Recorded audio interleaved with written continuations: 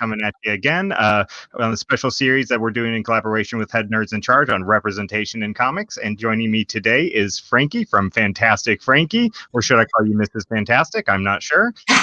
Frankie is fine. Welcome, Frankie. Tell us about yourself. Yo, what's up, everyone? My name is Fantastic Frankie. I'm a content creator, mainly on Instagram. And I spend most of my time creating content in the perspective of a Black woman and just how do I receive nerdy content, sci-fi, anime, comic books, things like that. And really just questioning things that I notice as a consumer that these content is not really meant for. So if you guys like to have some fun debates, things like that, definitely I'm your girl. So to that, you're called the Fanboy Fighter. A little shirt on. I think we can guess why, but tell us. Yeah, as I mentioned before, one, I'm a Black woman, and typically that's not seen in this space. So just me existing and having the audacity to question 80-year-old characters can incite some major conflict with my counterparts, my male counterparts. And honestly, I don't care. So I end up fighting fanboys every day with no issue. My resolve is clear. And now what I feel like I'm doing is I'm recruiting other fanboy fighters to join me and, have fun and, just debate about things. Recently, I've noticed everyone's questioning Batman, and I love it. I'm like, yeah, let's get in that ass. It was written so long ago and not with current things in mind. Right. And he's not aging well, and I think it's okay to question him and just other characters in the space. I agree. That's awesome. You and I have talked a little bit about over Instagram. My daughter Maya, she's 7. She's a little budding fanboy fighter. We love to scroll your feed together so she can see strong Black women, and so it's an honor to be here with you. And you can bet that after this video is done recording, I'm going to show it to my daughter so that she thinks Dad is cool. Awesome. So I'll keep my language. Oh no! I'll keep it at a good tone. I'll just show her like for the kiddies. Yeah. Oh, so before we jump into comics, today we're recording this on Wednesday. We're going to air this tonight, and today the grand jury decided to indict one officer in the Breonna Taylor case, and it wasn't even really for Breonna's murder. It was for putting her neighbors at harm. And so, kind of with that in context, what's it like to be a Black woman in America right now? The thing is, at this point, I feel like a lot of us have this type of like PTSD, where we're now kind of cold and we have this wall up. So when I got that news, I wasn't surprised. I mean, I was angry, but it didn't ruin my day, because we've already been shown that the government cares about property way more than they care about us and how we live. When the protests erupted in June, I think the only reason why I got media attention is because people were out there looting that Target. Everybody was talking about this Target to the point where the CEO was like, hey, yo, we got insurance. We can rebuild this Target. Yeah. It's no big deal. We're going to pay all the people if that's what you're worried about. But don't worry about Target. We good. And people were still talking about property damage. Mm-hmm. And I'm like, at no point are any of these people discussing, like, why are we destroying property? And, they're talking about these neighborhoods that we're destroying our own neighborhood. I'm like, it's not our neighborhood. We don't own it. You know what I mean? We don't own any of it. So, yeah, I saw it and I just was like, yo, this is no different than any other thing that got blown up and became a hashtag, So for me, I just was like, yeah, okay. I was more upset and I'm more frightened about Ruth Bader Ginsburg dying, to the point where I was upset with her. Like she had control over her dad. I was like, Ruth, you couldn't wait.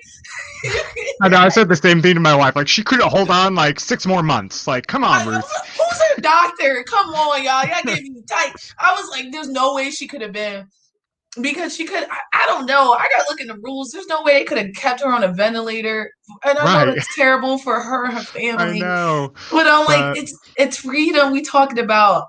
And we hmm already know hmm the Republicans at this point are not even hiding no. um being unfair. So yeah, I was way more upset about that than I was Yeah. about Ruth about Brianna, you know? Yeah. Yeah. All right, so let's go back to comics. Um Yeah. we've set our context there. Um how did you become a fan of comics and superheroes and just the whole nerdy genre? What's your origin story? Yo, it's very similar to what I'm guessing your daughter's going through. My dad was really into kung fu movies, Mm, and that stems back to, for Black people that was really the only thing they could watch in theaters, right? They weren't allowed in mhm. the '60s to go to certain theaters. So he got me into kung fu. He got me into Batman, which I laugh because people think I hate him, but honestly, my mom jokes about how I couldn't go to sleep without watching I think it was the Michael Keaton Batman. And then Okay. when the George Clooney Batman came out, my mom actually had to pretend that I broke the DVD because she just could not stand to see it anymore. She's like, please, Frank, please, we can't watch this anymore. Not that Um, one. that yeah, and it's all the time. Like we weren't allowed to have TVs in our rooms, hmm just because then the kids are, which I think Yeah. is a cool rule. We would be stuck in it. Yeah. So I'm in the family room, and my mom walks in, and all she hears is, she walks in, she sees bat nipples, and I could understand that after probably 3 weeks of it, she was like, "I'm done." But then it kind of snowballed when I got into I guess middle school when Toonami became a thing, and it was just hmm like it was at a perfect time. I could get home, had enough time to finish my homework, and then immediately watch some anime, and just it was just a story that I really connected with, and it was Dragon Ball Z. And for me, hmm I'm from the West Indies. My mom is from St. Kitts. My dad is Latino, and it just seeing that displacement, seeing someone fight for who they are, and connecting but not really connecting to their culture, I think really really resonated with me. And from there it kind of snowballed, and I just started to consume it more and more. Cool. Very cool. So when was the first time, if you remember, that you're looking at comics or you're looking at a movie, superhero movie or something, and you thought this character looks like me? Because black women are not prolific within comics. Right. I would have to say, uh, for me, I saw something with Misty Knight. Mm, Um, and that was the first time I truly connected with it. But I think for me, when I was younger, I was so used to not seeing Black women mhm. that any woman I connected to. So like Chung Li, there was a Street Fighter movie. I used to be like, Yeah. yeah, Chung Li's my girl. And just like these, and for me, that was a win for me, like seeing Chung Li, hmm because I was like, yo, she don't got red hair or blonde hair. She's a woman of color. I could connect with that. And a lot of people say Storm, but for me, I never connected with Storm when I was younger. I do now that I can understand her character.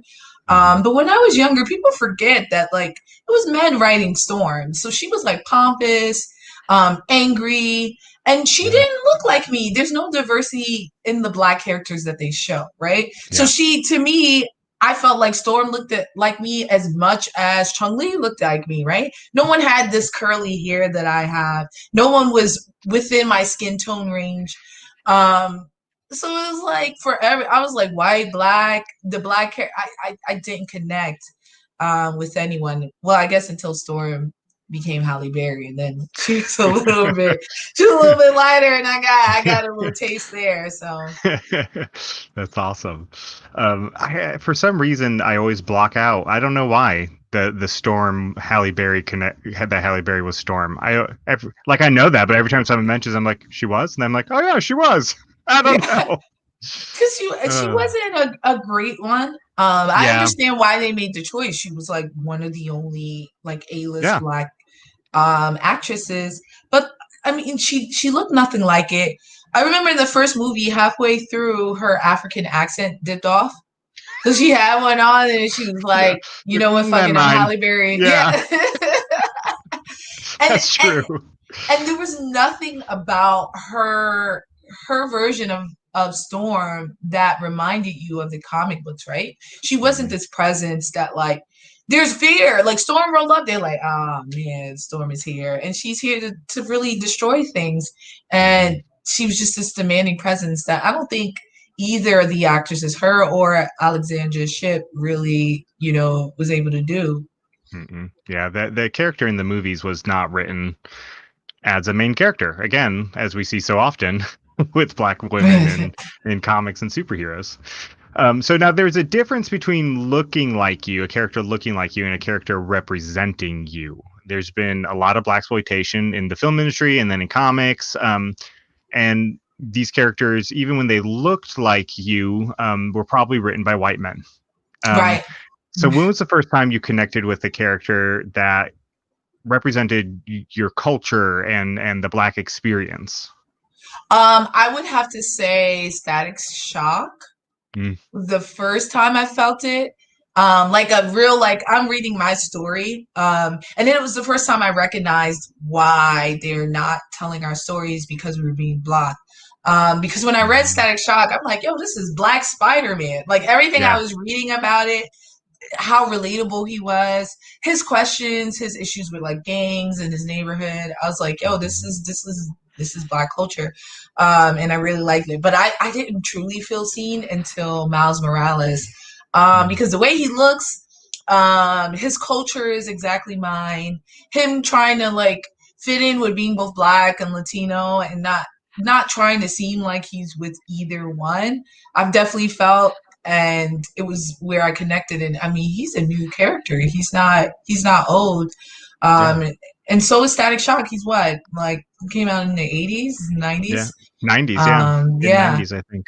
And getting a reboot, are you excited about the Static Shock reboot, or how Yeah, are you yeah, feeling I'm about here that? for all of the Yeah. milestone things. I just made a video about Icon, Mm. and I I always saw look that. at Yeah, it. you're right. I love him though. I love him, Me and that's too. the thing. I think people think I don't like Icon because for those of you guys who don't follow me, I said he's like Ben Carson. But I think that was the best part about Icon was that he felt like he was nuanced, right? Hmm. And I think people now want anti-heroes. But I don't think anti-heroes are that fun. I think seeing a real hero who has real thoughts and has to combat them, I think that seems more realistic, right? I'm not going to be shooting up a place like the Punisher because my family died, right? I do want to help people out. And Hmm. I understood Icon's thoughts of like I worked through this, right? I worked through the Civil War. I did this. I was a slave and Hmm. I'm rich now. Okay? If I can do it and you're saying I'm the exception, you're negating my work. Yeah. And I got that perspective. I don't agree with it, but I got it and I Oh, yeah. understand that. I really do. And I think that nuance is fire. So I got a fruit fly in here. There Bananas you are bad in Georgia right now too. go. Yeah, but because I loved Icon's evolution through the series, and that Mhm. somebody should have reminded him that yeah, you can do it, but it took you 200 years to get here. Yes, right. You know what? And Rocket never used that, right? No, It she just took didn't. him She was always 200 like, years. yeah, she was always hitting him with real life, and that helped. But come on, Icon. I Yeah, never. You know what's funny? A lot of people were defending him and was saying that he's not black. And I'm like, there's no way well, you can say I get it. He was an yeah, alien that turned black as a yeah. defense mechanism. But for me, I'm like, yo, Icon is blacker than I am, blacker than you Hmm. are. He was a slave. He was in the Hmm. Civil War. He was in the Civil Rights Movement. He's been a black man for 200 years. That's longer Yep, than any black man has been a black man in history. There's yep, no man who's lived 200 years as a black man. yep, yep. So He lived the you, black experience in America. in So, America, yeah. yep. I mean, the true black experience on Hmm. all its facets, right? Yep. In every generation, he's felt it.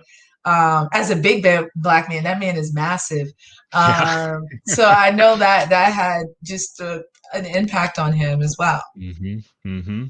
So you mentioned Brian Michael Bendis, or you mentioned Miles Morales, who was created by Brian Michael Bendis, a white guy.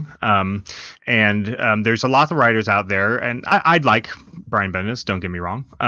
But he's created a fair amount of black characters, including Naomi, a young black teen. But he's white.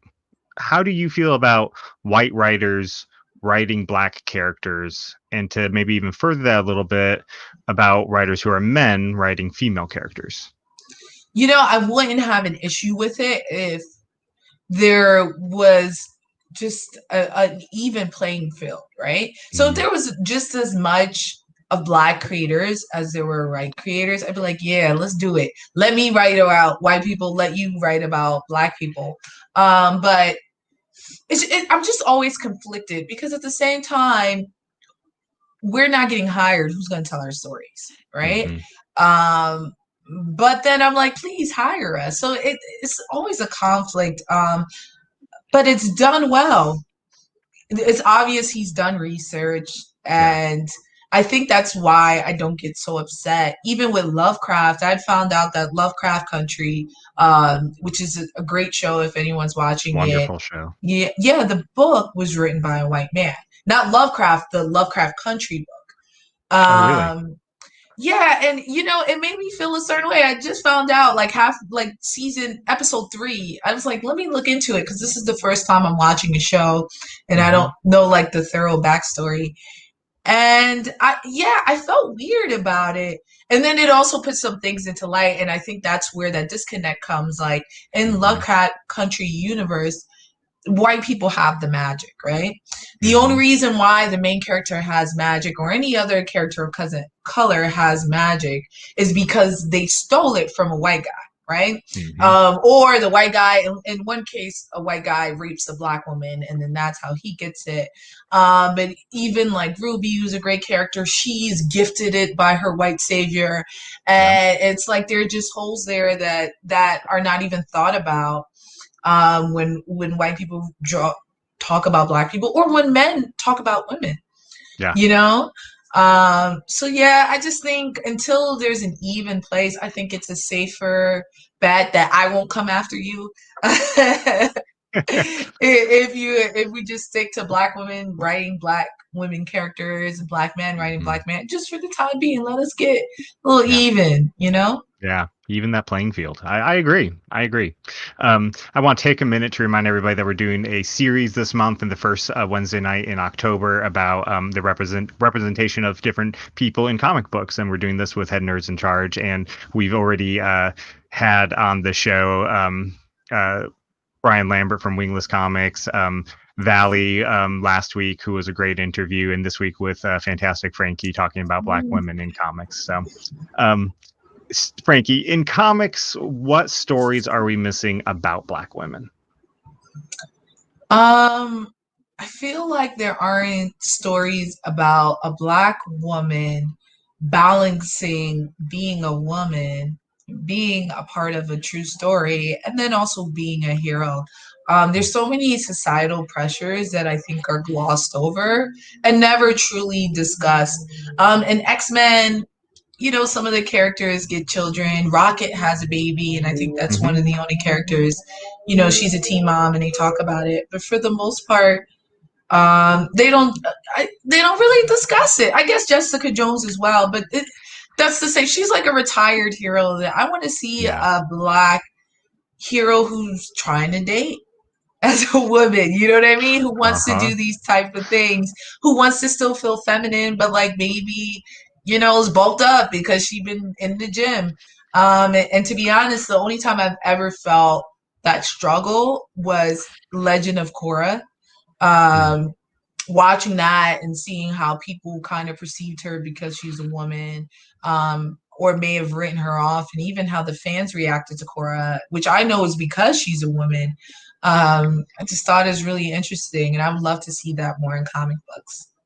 That's awesome. That's awesome. I asked a similar question on a Facebook forum one time, and a lot of horrible answers. But um, the one that stuck out to me was a series about a black middle-aged woman a hero who's still a superhero, and trying to figure out life, trying to figure out how to date as a middle-aged woman, and I Yeah.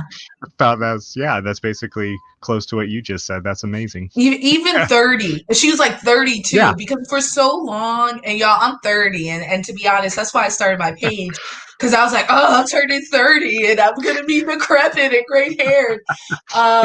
So just her like going, and that's because society tells us that, right? That like Hmm. at 30, your youth is completely done.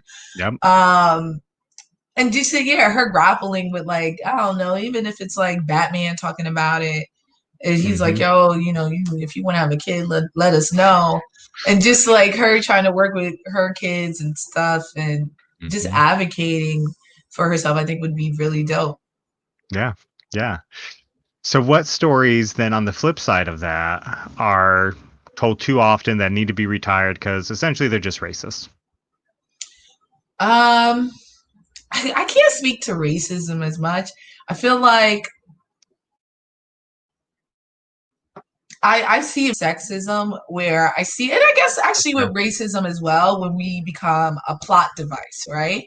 With Hmm. Barbara Gordon and The Killing Joke, which is like one of the most popular comic books out there, right? Batman comic books, everyone knows just the imagery and stuff. And in it, Hmm. Barbara Gordon gets shot and raped and they never Hmm. speak about it again. You know what I mean? It's not even about her in this event. It's about Jim Gordon and how he's going to react to nude photos of his daughter.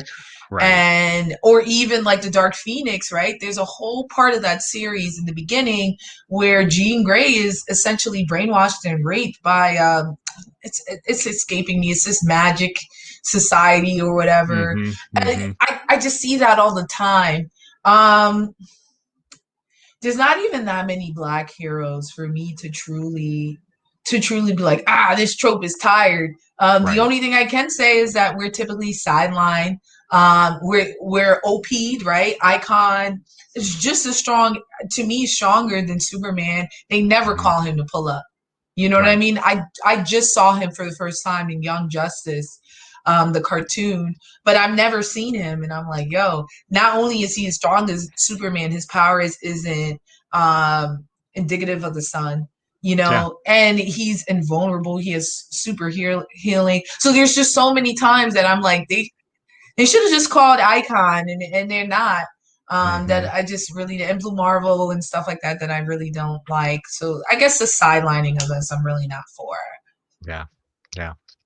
Um, what are some comic books, mainstream or indie or whatever, that people can read to get a better understanding of the Black experience in America? Hmm.